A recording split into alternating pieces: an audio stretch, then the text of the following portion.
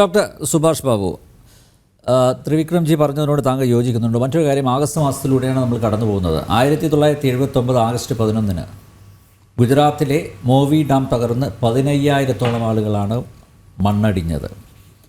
2006 ഒരു ആഗസ്റ്റ് മാസമാണ് കനത്ത മഴ മൂലം രാജസ്ഥാനിലെ ബജാജ് സാഗർ ഡാമിലെ അധിക ജലം തുറന്ന് വിട്ടുണ്ടായ ദുരന്തം സംഭവിച്ചത്.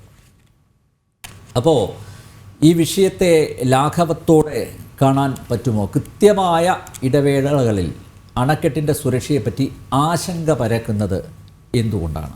എന്നോടാണ് ചോദ്യം. യെസ്. ത്രിവിക്രമൻ സാറിനോടുള്ള എല്ലാ റെസ്പെക്റ്റും നിലനിർത്തി തന്നെ ഞാൻ പറയട്ടെ. ഡാം പൊട്ടുന്നത് അല്ലെങ്കിൽ ഡാമിന് ഒരു പ്രോബ്ലം പറ്റുന്നത് സീസ്മിക് എർത്ത്ക്വേക്ക് ഉണ്ടാകുന്നത് കൊണ്ട് മാത്രമല്ല എന്നാണ് എൻ്റെ വായനയോ ചിലപ്പോൾ എൻ്റെ ഒരു അറിവോ. സാർ തിരുത്തണം.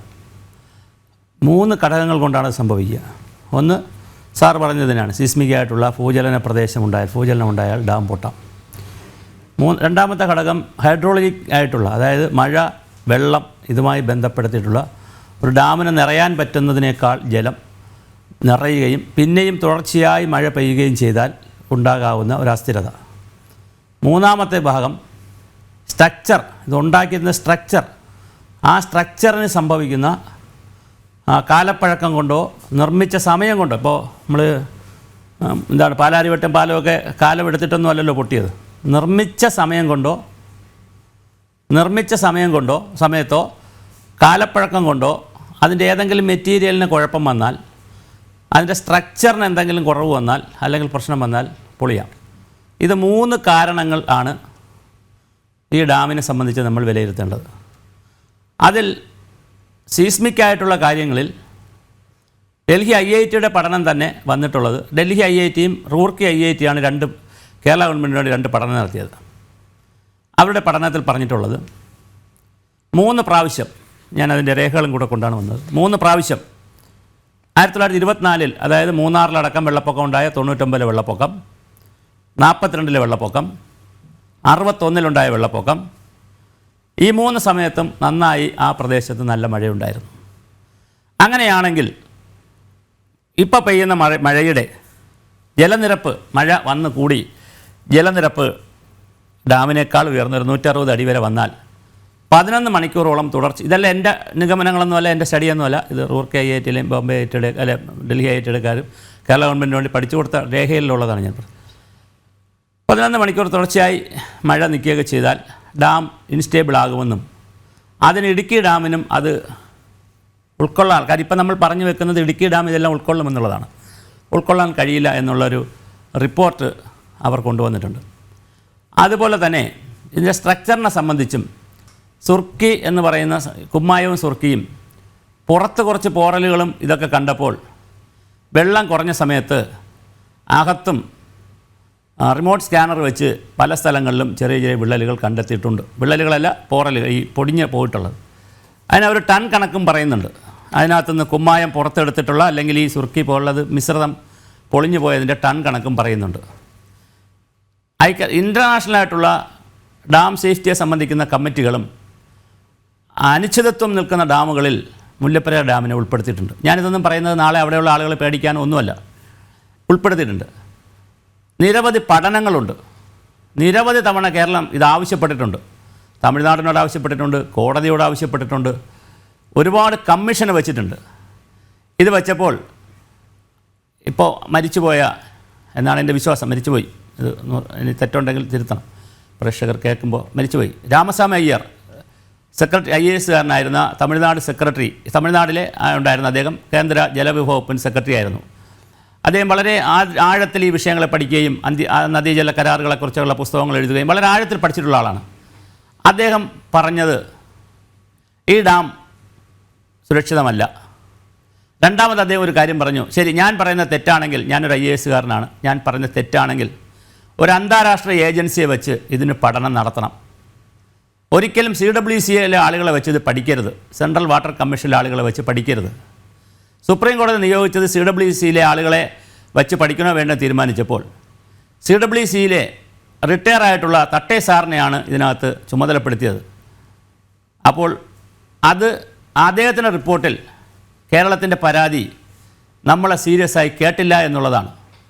ജസ്റ്റിസ് കെ ടി തോമസ് സാറിനോടും കേരളത്തിൻ്റെ പ്രതിനിധിയായി വെച്ച കെ ടി തോമസ് സാറിനോടും നമുക്കുള്ള പരാതി അതെൻ്റെ പരാതിയല്ല, ഉത്തരവാദിത്തപ്പെട്ട ആളുകളുടെ പരാതി.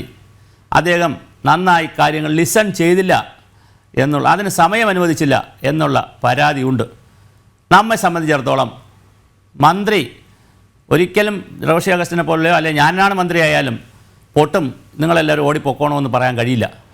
നിങ്ങൾ സുരക്ഷിതരായിരിക്കൂ, ഞങ്ങളെല്ലാ സൗകര്യങ്ങളും ചെയ്തിരിക്കും എന്നേ അദ്ദേഹത്തിന് പറയാൻ കഴിയൂ. അത് അദ്ദേഹം മന്ത്രിയാണ്, കാരണം ഈ ഭരണഘടന തൊട്ട് സത്യം ചെയ്തിരിക്കുന്ന മന്ത്രിയാണ്. നമുക്ക് വേണ്ടത് മുല്ലപ്പെരിയാറിനൊരു മേൽനോട്ട സമിതി ഉണ്ടല്ലോ, ആ മേൽനോട്ട സമിതി അവിടെ സന്ദർശിച്ചിട്ട് ഒരു സംയുക്ത പ്രസ്താവന ഇറക്കട്ടെ. ചാനലുകളൊന്നും ചർച്ച ചെയ്യത്തില്ല, ഒരു പത്രവും ചർച്ച ചെയ്യത്തില്ല, ഒരു സംയുക്ത പ്രസ്താവന കൊടുക്കുക. പക്ഷേ ആരുടെ പ്രസ്താവന വേണം? ഇന്ന് കളക്ട്രേറ്റിൽ കൂടിയ മീറ്റിങ്ങിൽ ഏത് വിദഗ്ധനാണ് ഇരുന്ന് മീറ്റിംഗ് കൂടിയത്? അവിടുത്തെ കുറച്ച് ആളുകൾ, പഞ്ചായത്ത് പ്രസിഡന്റും അവിടുത്തെ കുറച്ച് ആളുകളും വകുപ്പിലെ കുറേ ഉദ്യോഗസ്ഥർ ഇരുന്നിട്ട് ഇത് പൊട്ടില്ല എന്ന് പറഞ്ഞാലൊന്നും നമുക്ക് പൊട്ടില്ല, അത് സമ്മതിച്ചു. പൊട്ടുന്ന കാര്യത്തെക്കുറിച്ച് ഞാനല്ല ചർച്ച ചെയ്യുന്നത്, പൊട്ടുമെന്നുള്ള ചർച്ചയെ ഞാൻ പറയുന്നില്ല. പക്ഷേ ആശങ്ക ജനങ്ങൾക്കുണ്ടെങ്കിൽ അത് മാറ്റേണ്ടത് വിദഗ്ധ സമിതിയാണ്, നമ്പർ 1. നമ്പർ 2, കേന്ദ്ര ജല കമ്മീഷൻ ഉണ്ട് ഇവിടെ. ഡാം സേഫ്റ്റിക്ക് ഒരു ഡാം സേഫ്റ്റി അതോറിറ്റി ഉണ്ട് ഇന്ത്യക്ക്. അത് താൽക്കാലിക സംവിധാനമാണെന്നൊക്കെ പറയുന്നെങ്കിലും നമ്മുടെ മുൻ മന്ത്രി പി ജെ ജോസഫ് സാറിൻ്റെ മരുമകൻ ഡോക്ടർ ജോ, ഞാൻ അദ്ദേഹവുമായിട്ട് സംസാരിച്ചിരുന്നു. അപ്പോൾ അദ്ദേഹത്തെ നമുക്ക് പിന്നെ ചർച്ചകളിൽ കൊണ്ട്, ഇന്നിപ്പോൾ അദ്ദേഹത്തിൻ്റെ കിട്ടാത്തതാണ്, നമുക്ക് ചർച്ചകൾ കൊണ്ടുവരണം. അദ്ദേഹം ഒരു കേസ് കൊടുത്തിട്ടുണ്ട് സുപ്രീം കോടതിയിൽ. ആ കേസിൽ പല വിധികളും അനുകൂലമായി പല കാര്യങ്ങളും അദ്ദേഹം സമ്പാദിച്ചിട്ടുണ്ട്. അതിലൊന്നാണ് സെൻട്രൽ ഗവൺമെൻറ് ഡാം സേഫ്റ്റി അതോറിറ്റിയിലേക്ക് ഇതിൻ്റെ അധികാരം മാറ്റണം. നമ്മൾ പഠിച്ചു വെക്കുന്ന പോലെ മുല്ലപ്പെരിയാർ ഡാം ഒരു ജലക്കരാറല്ല.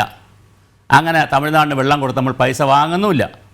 മുല്ലപ്പെരിയാർ ഡാം എന്ന് പറയുന്നത് പാട്ടത്തിന് സ്ഥലം കൊടുത്തിരിക്കുന്ന ഒരു കരാറാണ്. 8000 ഏക്കർ സ്ഥലം 5 രൂപ വെച്ച് അന്ന് കൊടുത്ത് പിന്നെ പൈസ കൂട്ടി. അങ്ങനെ പാട്ടത്തിന് സ്ഥലം കൊടുത്തിരിക്കുന്ന ഒരു പട്ടക്കരാർ മാത്രമാണ്. അല്ല, ഈ പട്ടക്കരാർ 999 വർഷത്തേക്ക് എഴുതിയപ്പോൾ അതിനകത്തുള്ള ഒരു പ്രശ്നം, 99 വർഷത്തേക്കാണ്, ഒരു 9 കൂട്ടിച്ചേർത്താണ്. അതിനകത്തുള്ളൊരു പ്രശ്നം, ബ്രിട്ടീഷുകാർ ഇത് ലോകത്ത് ഇതുപോലെ പല സ്ഥലത്തും പോയി പല അബദ്ധവും കാണിച്ചിട്ടുണ്ട്. 350 വർഷത്തേക്ക് 400 വർഷത്തേക്കൊക്കെ എഴുതിയിട്ടുണ്ട് കരാർ. ഇത് 999 ആണോ എന്ന് സുപ്രീം കോടതി എന്തുകൊണ്ട് ചികഞ്ഞു പോയില്ല എന്ന് ചോദിച്ചാൽ, അങ്ങനെ ചികഞ്ഞു പോയി ഇത് ക്യാൻസൽ ചെയ്താൽ ഒരുപാട് കരാറുകൾ നമുക്ക് ഈ രാജ്യത്ത് രക്തപ്പുഴ ഒഴുകുന്ന ഒരുപാട് കരാറുകൾ ചിലപ്പോൾ അങ്ങോട്ടും ഇങ്ങോട്ടൊക്കെ റദ്ദ് ചെയ്യേണ്ടി വരും. പലരും കേസുകളായിട്ടൊക്കെ വരും. സുപ്രീം കോടതി ചെയ്യുന്ന പണി എന്താ? അവരെ മുന്നിൽ വരുന്ന കാര്യങ്ങൾ അവർ നോക്കി ഒരു നല്ലൊരു സുഖകരമായ കാര്യങ്ങൾ നോക്കിയിട്ടാണ് പല ഉത്തരവുകളും. നമ്മൾ ഇതിൻ്റെ മാത്രമല്ല, ഒരുപാട് ഉത്തരവുകൾ നമ്മൾ പരിശോധിച്ചാൽ അത് മനസ്സിലാവും. ഇനി വിശാഖം തിരുമാൾ, ഒരുപാട് വീഡിയോ കറങ്ങുന്നുണ്ട്. വിശാഖം തിരുമാൾ രാജാവ് അദ്ദേഹത്തിൻ്റെ ഹൃദയരക്തം കൊണ്ടാണ്, അദ്ദേഹം മരിച്ചതിന് ശേഷം ഒരു രേഖ പറയുന്നത്, ഇത് കറക്റ്റ് ചെയ്യണം, ഇതെല്ലാം ഞാൻ പറയുന്നതല്ല, രേഖകളുടെ അടിസ്ഥാനത്തിലാണ്. ഇതെല്ലാം അവസാന വാക്കായിട്ടൊന്നും ആരും എടുക്കരുത്, നമുക്ക് ഡിസ്കഷനാണ് വേണ്ടത്. അദ്ദേഹം മരിച്ച് മാസങ്ങൾ കഴിഞ്ഞാണ് ഈ ഉത്തരവ് ഒപ്പിടുന്നതെന്നാണ് പറയുന്നത്. പിന്നെ എങ്ങനെയാണ് അദ്ദേഹം ഹൃദയരക്തം കൊണ്ട് ഒപ്പിടുന്നത്? മാത്രമല്ല, അന്ന് 5 തെങ്ങ് കോട്ട ബ്രിട്ടീഷുകാരുടെ കയ്യിലിരിക്കുകയാണ്. അന്ന് അതുപോലെ തന്നെ പിന്നെ കുറേ കായൽ പ്രദേശങ്ങൾ, കുറച്ച് സ്ഥലങ്ങളൊക്കെ 5 തെങ്ങ് പോലുള്ള സ്ഥലങ്ങളൊക്കെ ആരുടെ കയ്യിലിരിക്കുകയാണ്? ബ്രിട്ടീഷുകാരുടെ നേരിട്ടുള്ള ഭരണത്തിലാണ്. അവർ കോട്ടയെല്ലാം കെട്ടി വച്ചിരിക്കുകയാണ്. അത് നമ്മൾ ചോദിച്ചു. ഒരുപാട് ബാർഗെയിനിങ് നടന്നു അവരുമായിട്ട്, ലക്ഷക്കണക്കിന് രൂപയുടെ ബാർഗെയിനിങ് നടന്നു ആരുമായിട്ട്? തമിഴ്നാട് ഗവൺമെൻറ്റായിട്ട്. ഇതൊന്നും തമിഴ്നാട് ഗവൺമെൻറ് അനുവദിച്ചില്ല. അത് അനുവദിക്കാതിരിപ്പിക്കുന്നതിൽ ബ്രിട്ടീഷ് ഗവൺമെൻറ്റും സൈലൻ്റായി. ബ്രിട്ടീഷ് ഗവൺമെൻറ് അങ്ങനെ സൈലൻ്റ് ആവാൻ കാരണമുണ്ട്. എന്തുകൊണ്ട് അവർ സൈലൻ്റായി? വൈഗാ നദിയുടെ തീരത്തുള്ള മധുരയിലെയും ബോഡിനായ്ക്കുര പ്രദേശത്തെ 4 ജില്ലകളിൽ കൃഷിക്കാർ കൃഷി ചെയ്യാത്തത് കൊണ്ട്, അവർ ശ്രീലങ്കയിലേക്ക് പോകുന്നത് കൊണ്ടും കപ്പം കിട്ടുന്നില്ല. ആർക്ക്? ബ്രിട്ടീഷുകാർക്ക്. അപ്പോൾ കപ്പത്തിന് വേണ്ടി അവർ സൈന്യത്തെ പ്രയോഗിച്ചിട്ടും കപ്പം കൊടുക്കുന്നില്ല. അപ്പോഴാണ് അവിടുത്തെ പ്രായപൂർത്തിയാകാത്ത രാജാവിൻ്റെ ശിഷ്യനല്ല ഈ ഉപദേശിയായിട്ടുള്ള വ്യക്തി പറഞ്ഞു, ഞങ്ങൾ നോക്കട്ടെ, വെള്ളം കൊണ്ടുവന്നെങ്കിലും ഇത് ചെയ്യാൻ പറ്റുമോ നോക്കട്ടെ. അങ്ങനെയുള്ള വർഷങ്ങളുടെ അന്വേഷണത്തിൻ്റെ ഫലമായി ഒരുപാട് എഞ്ചിനീയർമാർ ഉപേക്ഷിച്ചിട്ട് പറഞ്ഞാൽ കേൾട്ടാ തോന്നും പെനിക്യുക്കാണ് ആദ്യമായി അവിടെ വന്ന് ഇങ്ങനെ ഒരു ഡാം പണിത്. അല്ല, എത്രയോ റിപ്പോർട്ടുകൾ, ഫീസിബിൾ റിപ്പോർട്ട് വന്നു. അവരെല്ലാം കൊടുത്തത് ഫീസിബിൾ അല്ല എന്നാണ് റിപ്പോർട്ട് കൊടുത്തത്. ഒരു നദീതടത്തിലെ വെള്ളം മറ്റൊരു നദീതടത്തിലെ ഒരു കാച്ച്മെൻറ്റിലെ ഒരു വാട്ടർ ഷെഡിലെ വെള്ളം മറ്റൊരു വാട്ടർ ഷെഡിലേക്ക് കൊണ്ടുപോകുമ്പോൾ അതിന് ഹൈഡ്രോളജിക്കലായിട്ടുള്ള ഭൂമിശാസ്ത്രപരമായിട്ടുള്ള പ്രതിസന്ധികൾ ഉണ്ടാകുമെന്ന് പെനിക്യുക്ക് തന്നെ ഒരു പ്രാവശ്യം ഉപേക്ഷിച്ചതാണിത്. ഇതെല്ലാം ചരിത്രത്തിൽ കിടപ്പുണ്ട്. 2 പുസ്തകവും ഇംഗ്ലീഷിൽ വന്നിട്ടുണ്ട്. അപ്പോൾ ആ കാലഘട്ടത്തിൽ, അപ്പോൾ അതിനുശേഷം പിന്നെയാണ് ഇത് പല നിർബന്ധങ്ങൾ തമിഴ്നാടിൻ്റെയും ഈ കരത്തിൻ്റെയും ബ്രിട്ടീഷ് ഗവൺമെൻറ്റിൻ്റെയൊക്കെ കർശനമായ നിർബന്ധം വന്നതിന് ശേഷമാണ് പെനിക്യുക്ക് ഇത് ഏറ്റെടുക്കുകയും ഇത് ചെയ്തത്. 450 പേർ ആ കാലഘട്ടത്തിൽ മരിച്ചുപോയി. മലമ്പനി വന്നു. എത്ര പ്രാവശ്യം കെട്ടിയപ്പോൾ അത് ഒലിച്ചു പോയി, മൊത്തത്തിൽ ഒലിച്ചു പോയില്ല, അതിൻ്റെ ഭാഗം പോയി. ഇടുക്കി ഡാം ഇല്ലാത്തതുകൊണ്ട് നേര്യമംഗലത്തിൻ്റെ കുറച്ച് ഭാഗം കൂടി പണി നടന്നുകൊണ്ടിരുന്ന കുറച്ച് ഭാഗം പോയി. ഇതിൻ്റെ ചരിത്രം പറയാനിരുന്നാൽ ഒരാഴ്ച പറയേണ്ടി വരും. അതുകൊണ്ട് അങ്ങനെ ചരിത്രം ഞാൻ പറയാനിരിക്കുന്നതിൽ ഒരുപാട് പാനലിസ്റ്റുകളുണ്ട്. എനിക്ക് വളരെ വിനയപുരസരം പറയാനുള്ളത്, ഞാൻ ഇടുക്കിക്കാരനായി നിന്നുകൊണ്ട് പറയട്ടെ, അല്ലെങ്കിൽ എറണാകുളത്തുകാരനായി നിന്നുകൊണ്ട് പറയട്ടെ, 4-5 ജില്ലകളിലെ 10-30 ലക്ഷം ആളുകൾ ആശങ്കയിലാണ്. അത് വിദേശത്തുള്ളവർക്ക് വലിയ ആശങ്കയിലാണ്. ഈ ഒരു ഡാം അവിടെ ഇരിക്കുന്നു. ഭക്രാനങ്കൽ ഡാം തുംഗഭദ്ര ഡാം ഇപ്പോൾ പൊട്ടിയല്ലോ. സാറ് പറഞ്ഞല്ലോ ഒരു ഭാഗമാണ് പൊട്ടിയെന്ന്. സാർ 32 ഷട്ടർ ഉയർത്തേണ്ടി വന്നു. ഒരു ഭാഗം പൊട്ടിയപ്പോൾ 4 ജില്ലകൾക്ക് അലർട്ട് കൊടുക്കേണ്ടി വന്നു. എന്തിനാണ് അവർ ഒരു ഭാഗം പൊട്ടിയെങ്കിൽ 32 ഷട്ടർ ഉയർത്തിയത്?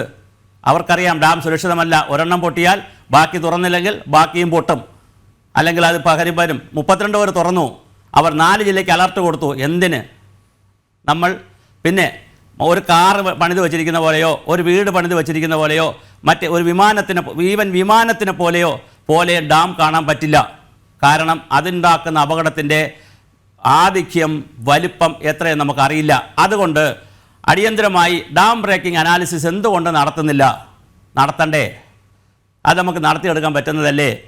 ഇങ്ങനെ 100,000 ചോദ്യങ്ങളുണ്ട്. ഇതൊക്കെ തമിഴ്നാടും കേരളവും കേന്ദ്ര ഗവൺമെൻറ്റും ഒന്നിച്ച് ജനങ്ങളോട് ഉത്തരം പറയേണ്ടുന്ന, അല്ലെങ്കിൽ അവരെ ആശങ്ക മാറ്റേണ്ടുന്ന, അവരെ വിശ്വാസത്തിലെടുക്കേണ്ടുന്ന കാര്യങ്ങളാണ്. അതുകൊണ്ട് സാധാരണ ജനങ്ങൾ ആശങ്കപ്പെടും. പക്ഷേ അവരെ വിശ്വാസത്തിലെടുക്കുക എന്ന് പറയുന്നത് വളരെ വലിയൊരു പ്രോസസ്സാണ്. അത് നമ്മൾ ചെയ്യാൻ നമ്മുടെ സമൂഹം എന്നുള്ള നിലയിൽ നമുക്ക് ബാധ്യതയുണ്ട്.